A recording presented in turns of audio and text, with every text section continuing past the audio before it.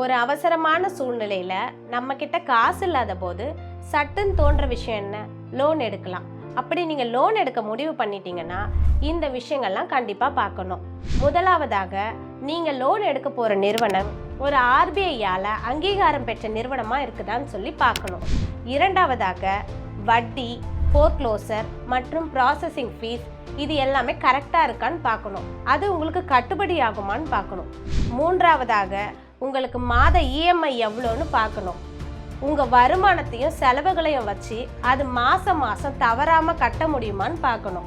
நான்காவதாக, லோன் தராங்களேன்னு சொல்லி பல நிறுவனங்களில் லோன் எடுக்கக்கூடாது.